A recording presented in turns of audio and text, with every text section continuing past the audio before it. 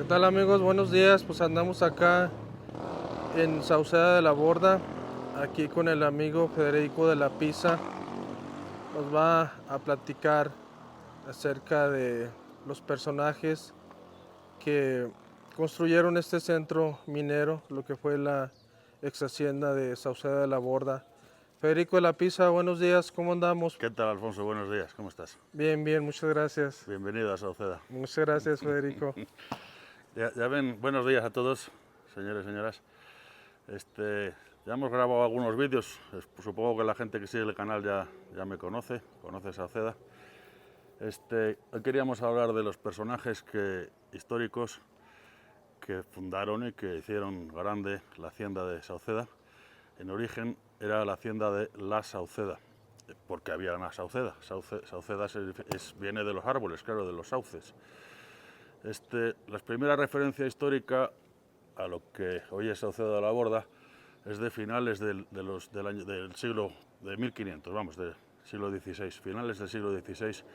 Hay una referencia a una estancia, es una zona de crianza de ganado, en la que había nada más unos trabajadores indios naborías, ponen los escritos. En el año 1608 ya hay una referencia más clara a eso, a la estancia, ¿no? No sabemos en qué año se funda en sí la hacienda de la Sauceda, pero sí que es Agustín de Zabala. Agustín de Zabala es un personaje muy importante, no solo en Sauceda, también en Zacatecas. Él es el que funda... Espera que pase la moto, a lo mejor. Buenos días. No hace tanto ruido, a lo mejor, ¿no? Agustín de Zabala es el que financia la construcción del monasterio y de la iglesia de San Agustín en Zacatecas. En el año 1613 empieza, es teniente de capitán general de Nueva Galicia a partir de 1625. Buenos días. Es gobernador de Nuevo León de 1613 a 1625. Luego pasa a gobernar Nuevo León su hijo Martín. Su hijo Martín nace en Pánuco en el año 1597. Luego tenemos constancia de que Agustín de Zabala estaba ya antes del 1600 estaba por aquí, por esta zona, ¿no? Tenía haciendas en Pánuco y minas, tenía casas en Zacatecas, y él es el que funda como tal la hacienda de la Sauceda. ¿Por qué sabemos esto? Porque la hacienda de la Sauceda la hereda su segunda mujer. Él estuvo casado en primer matrimonio con Ana de Sepúlveda, con la que tiene el hijo Martín de Zabala, y luego se casa con Catalina de Castilla, de una familia importantísima, bueno, ambas, pero sobre todo la segunda. Como no tuvieron hijos, la hacienda de la Sauceda se la da en herencia para devolverle la dote. Entonces los matrimonios se hacían con dote, los padres de las mujeres ponían un dinero para conseguir buenos matrimonios, ¿no? Vale, pues como no tuvieron hijos entre ellos, todas las propiedades de Agustín de Zabala las hereda Martín de Zabala, el hijo, el gobernador, y salvo la hacienda de la Sauceda. Es en el testamento de Catalina de Castilla donde describe perfectamente la hacienda, lo que medía 3 sitios de ganado. Un sitio de ganado mayor, había ganado mayor y ganado menor, mide 1755 hectáreas, más o menos. Eran 3 sitios de ganado mayor, luego 5.260 tantas hectáreas. Era en origen la hacienda de la Sauceda fundada por Agustín de Zabala. Desde mi punto de vista, sin saberlo seguro, él es el que construye la presa, el casco de la hacienda. La hacienda era todo, o sea, Sauceda de la Borda, y por supuesto es un pueblo, claro, pero en origen todo era parte de la hacienda. Eran 5.000 y pico hectáreas, ya digo, pues abarcaba pues todas las tierras de labor, los cerros y tal y cual. Bueno, ya digo, la segunda mujer de Agustín de Zabala es la que hereda la hacienda y pasa, curiosamente, buenos días, la hacienda pasa luego al monasterio de San Agustín. En el testamento de ella, la hacienda tenía problemas de liquidez, porque las minas eran a veces producían mucha plata y por lo tanto mucho dinero, y a veces se agotaban las vetas y tenía crisis económicas. Cuando ella lo hereda tenía problemas económicos, debía dinero a la corona por el mercurio. Ya hemos hablado en otro vídeo, me parece, en el año 1555 se inventa Bartolomé de Medina, inventa o descubre, o llámalo como quieras, el sistema de amalgamación, ¿no? El beneficio de patio. Aquí donde estamos, todo esto era un patio de beneficio, aquí es donde beneficiaban el mineral. Ahí ves una muela, Alfonso. Sí. Esa muela es con la que molían el mineral. Ahora está tumbada, claro, tenía que estar parada y giraba sobre un eje, movido por animales de tiro, y molían el mineral y tal y cual. Bueno, esto era un beneficio, o sea, una hacienda de beneficio, toda Sauceda de la Borda. Y desde el año 1562, 63, ya ese método se extiende por toda, porque lo inventa en Pachuca. Él era español, este Bartolomé, pero vamos, el método lo descubre y lo inventa aquí en México, y se extiende de manera inmediata. Entonces ya a partir de eso, de 1560 y poco, ya todas las haciendas, ya Fresnillo, aquí todas se utilizan ese método, ¿no? Consiste en utilizando mercurio y un magistral, un sulfuro de cobre y salmuera, amalgamar la plata con mercurio, y entonces te ahorras mucho carbón, porque únicamente hay que calentar hasta el rojo vivo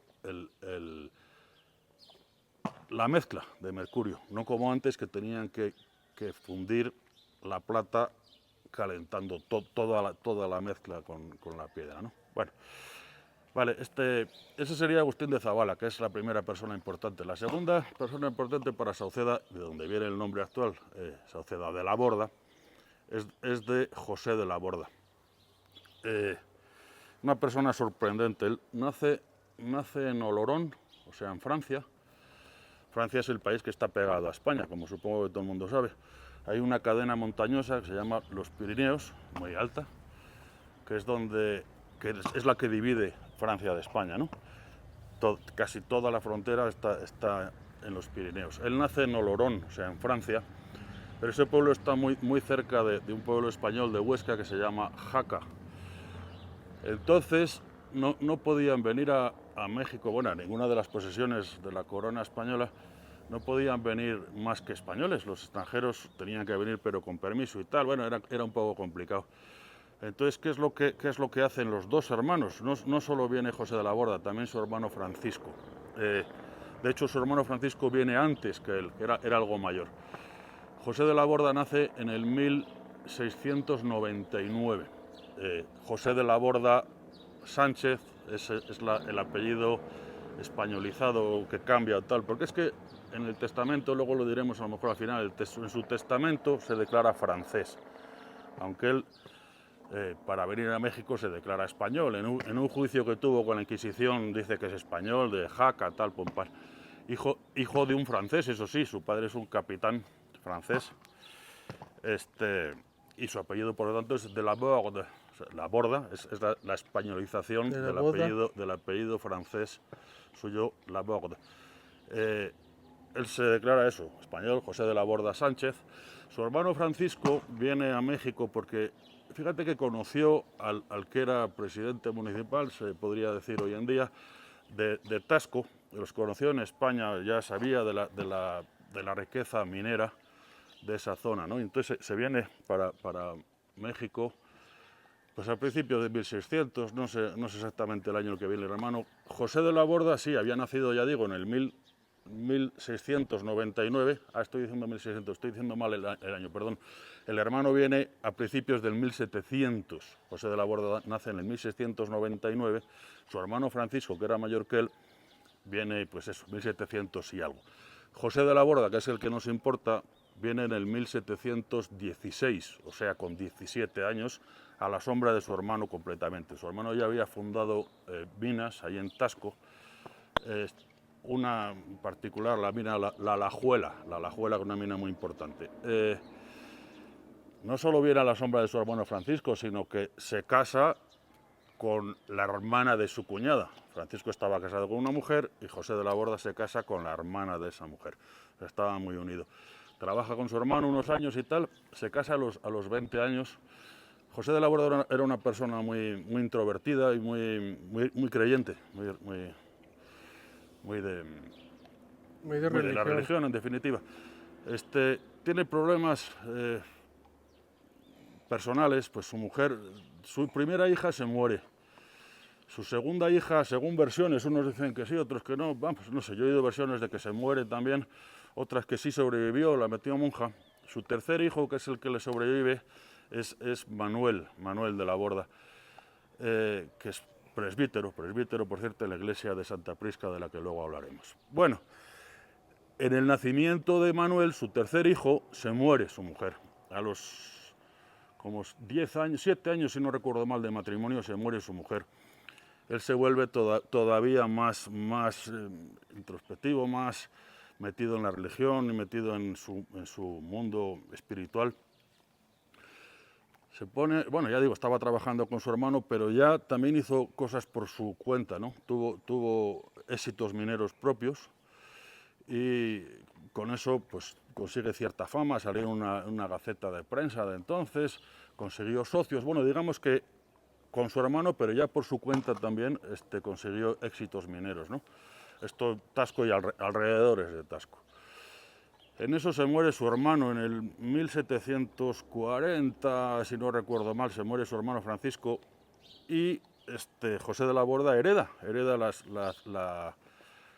las propiedades de su hermano, en particular la mina esta, la Alajuela. José de la Borda era una persona muy inteligente, muy preparado, y entonces lo que hacía era, en vez de hacer prospección, en vez de buscar mineral y hacer prospección y iniciar minas, lo que se le ocurrió es hacer sistemas para vaciar el agua. Las minas tienen muchos problemas, como son túneles en los cerros, tienen muchos problemas de inundaciones. Entonces él lo que hacía es, construyendo tiros y con malacates, o sea, con cuerdas y costales para sacaba el agua. Lo que hacía era poner en marcha minas que otros habían abandonado, se evitaba los costos de prospección y con eso consiguió, no solo eso, también bajaba las minas con los barreteros, con los puros barreteros y a buscar las vetas, a ver, iba al proceso de amalgamación, estudiaba todo, veía todo, analizaba todo y entonces consiguió dentro de la mina heredada de su hermano Francisco, descubre una veta de plata. Las vetas solían tener nombre. Esta era la veta San Ignacio, si no recuerdo mal, sí, la veta San Ignacio dentro de la mina la Alajuela. Eso le dio, bueno, le hizo rico, terriblemente rico, ¿no? Y hoy se diría multimillonario. Era una persona, ya digo, muy creyente, pero entonces ya desde siempre, cuando andaba él solo de minero, digo, cuando vivía su hermano todavía, ya había construido y remozado alguna iglesia por ahí en los pueblos en los que tenía sus minas y tal. No solo hacía obras religiosas, también obras civiles, pues construía puentes, caminos, traídas de agua y tal y cual. Cuando descubre esta veta tan importante es cuando construye la iglesia de Santa Prisca. Iglesia de Santa Prisca en Tasco, una iglesia impresionante. La hace por su cuenta, sin apoyo de gobierno ni apoyo de la iglesia, con sus propios planos. Él busca los maestros. Él busca los maestros, buenos días, artesanos de la piedra, de la plata, de todo, ¿no? Los que hacen el retablo, los que hacen todo. Ahí gastan, bueno, tienen que entrar en internet y busquen la iglesia de Santa Prisca. Santa Prisca, Santa Priscila, es una cristiana de los primeros tiempos, sale en la Biblia y todo.